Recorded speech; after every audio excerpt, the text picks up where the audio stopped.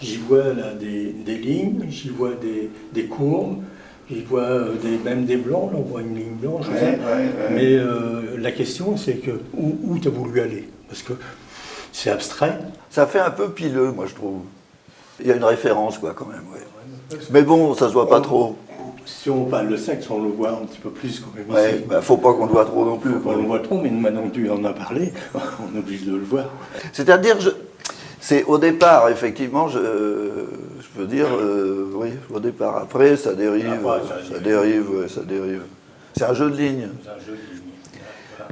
Donc, comme tu sais, des dessins comme ça, j'en ai fait beaucoup. Et puis après, je suis passé à la photographie de dessin. J'ai photographié des dessins que je recourbe. Voilà. Donc, je suis passé progressivement à la photographie comme ça, en commençant par photographier des fragments de dessin. Sur le papier, c'est toi qui lui donnes la forme, le papier. Oui. Tu as découpé les dessins? C'est des dessins parfois, tu découpes le dessin et après tu lui donnes une forme. Au début, c'était des chutes de papier. On a toujours des chutes, c'est ça. Puis après, on fait des compositions, etc. Donc c'est comme ça que je suis venu à la photographie. Et pour faire ces choses-là, j'ai dû m'équiper d'un bon appareil. Et après, je me suis passionné pour la photo. Là, ce sont des photographies de dessins assemblées. Là, par exemple, il y a la feuille, elle est recourbée. Et c'est trois fois la même. Ça vole. Et par la suite, je fais des photographies soit en intérieur, soit en extérieur. Alors les photographies en intérieur sont assez calmes. Ça se fait dans mon atelier, tranquillement. Il y a une certaine sérénité qui se dégage de cela. Ce sont des petites lumières, des petits spots sur lesquels j'ai mis des gazes médicales. Alors c'est un peu sur le care, le soin, quoi. C'est l'espérance de la guérison, quelque part. Même si les soins, la maladie, c'est pas sombre. Ah, pas du tout, c'est plutôt l'espérance. On a l'impression qu'on va rentrer dedans, puis que ça fait du bien. Et celles-ci, ce sont des sachets dans lesquels on livre les photos. C'est du papier cristal. J'ai trouvé ça beau quand j'ai reçu les photos. Je me dis, c'est chouette ce papier-là. Et donc, je le mets sur une table lumineuse et je lui donne une forme. Et ensuite, je colorise pour mettre des belles couleurs. Ça rappelle des expériences enfantines. Je pense que c'est profond quand on fait quelque chose. Alors, ça me fait un peu penser à l'éclairage sous la tente. Une toile de tente, oui, c'est vrai. Ouais, c'est peut-être l'expérience que j'ai eue qui se rapproche de ça. Oui, c'est vrai. C'est vrai parce que quand on est dans une toile de tente, le matin, quand on se lève et que le soleil arrive sur la toile, il y a une lumière qui ressemble un peu à ça. Forcément, c'est des anciennes toiles de tente qui sont un petit peu marron. Ouais. Oui, c'est vrai que j'y ai pensé quand je l'ai fait, oui. Ouais. Moi, je te le dis maintenant parce que ça, comme si je l'inventais, mais en fait non, j'y ai pensé quand je l'ai fait, oui. C'est la nostalgie, des expériences. On a eu l'enfant qui souvenirs de jeunesse sont dans la peinture. Bien souvent, c'est des souvenirs. On revient dans le temps. Et c'est des flashs. Et puis les flashs deviennent des toiles, la preuve, comme ici. Tout à l'heure, tu nous faisais voir ce que je ne comprenais pas et tu es venu à me dire que c'était la pilosité. Là, je vois des pailles de fer.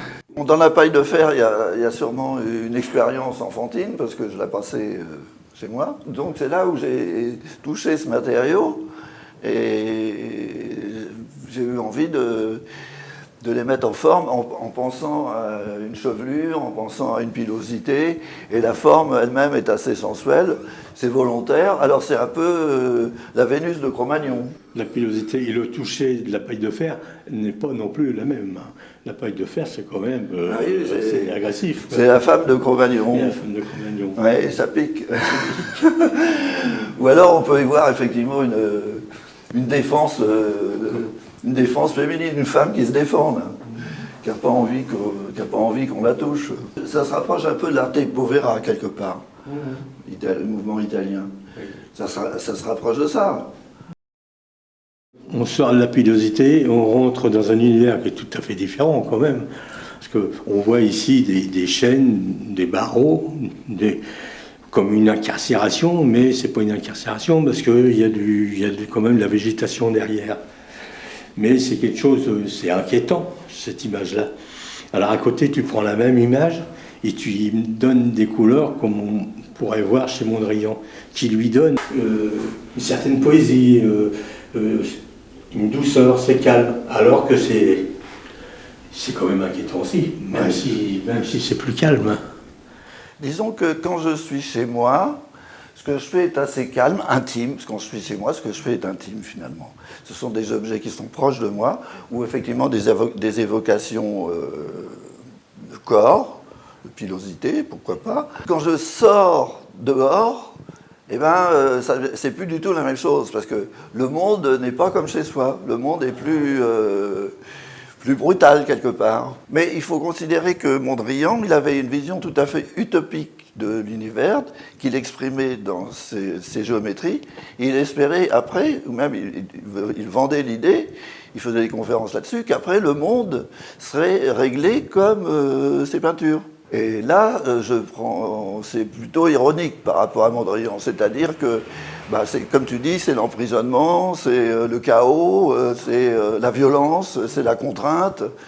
Et donc, on est loin de Mondrian. Bah oui, on est très loin même de Mondrian. Voilà. Au départ, Mondrian, quand il fait ses arbres, ils sont quand même un peu plus violents quand même. Alors oui, les arbres aussi, c'est Mondrian aussi. J'ai mis des arbres qui sont très mal en point. Hein, ça, c'est une forêt abandonnée dont les arbres sont cassés. Et là aussi, il y a un petit peu d'humour par rapport à Mondrian. On peut projeter un corps dans un arbre. Ah oui, bien sûr. Et là, eh bien, c'est une projection qui est un peu... ça fait un peu fin de vie, quelque part. Mais bon, quand tu dis les arbres, ils meurent, non, la végétation prend toujours le dessus. Oui. Et ça, c'est partout.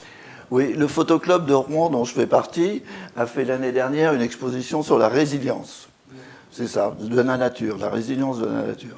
Pour les photographes, c'est quand même une richesse, quoi. Et même en peinture, ça peut donner des idées. On n'est pas obligé de faire les mêmes choses, mais ça donne des idées. Sur ces photos, il y a de la végétation, on y voit des fourreaux de chantier. Donc je suppose qu'il doit y avoir un chantier un petit peu plus loin, et puis que les ouvriers ont déposé les fourreaux, ou alors ça sert à quelque chose, à amener de l'eau. Je crois qu'ils sont restés à cet endroit-là, ils vont sûrement les enlever à un moment, parce que l'herbe a quand même repoussé un peu autour. C'est ce que je disais, la végétation reprend toujours le dessus. Oui, on retrouve le même rapport à la végétation, oui.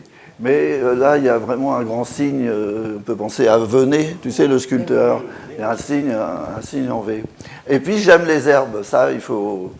C'est à la suite d'une aventure périlleuse en montagne, où pour me sortir d'un mauvais pas, d'une pente excessivement raide, et au-dessous il y avait des rochers, j'ai dû m'agripper aux herbes.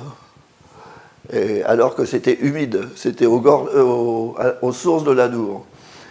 Je me suis trouvé embringué là-dedans, et pour sortir du vallon, mais qui est très pentu, et avec des rochers, j'ai dû sortir sur une pente importante en m'accrochant aux herbes. Et depuis, j'ai une certaine affection pour les herbes. L'Adour, en basque, ça veut dire, je crois que c'est la destinée ou un truc comme ça, tu vois. Ça a été fait en 2005. C'était un moment où je faisais des peintures assez dramatiques. Mais j'aime beaucoup la sculpture. Enfin, ça m'a beaucoup plu d'en faire, exactement. Il faudrait peut-être que j'en refasse s'ils avaient un atelier qui va avec, quoi. Mais même les pieds, il y a une réflexion. Une sculpture, il faut que ça tienne debout. Donc, par exemple, là, il y a des petits tourillons qui vont permettre de faire tenir la sculpture. Et puis, rien que la réflexion sur le pied, ça me plaît. Il faut toujours trouver l'équilibre, comment est-ce que je vais faire mon pied par rapport à la sculpture, etc. Il y a vraiment une réflexion dans la sculpture. Et ça, j'aime bien. Oui, c'est dramatique. C'est suite à une maladie que j'ai fait ça. D'ailleurs, je ne pourrais plus le refaire exactement comme ça. Ou alors, je n'ai pas envie de le refaire.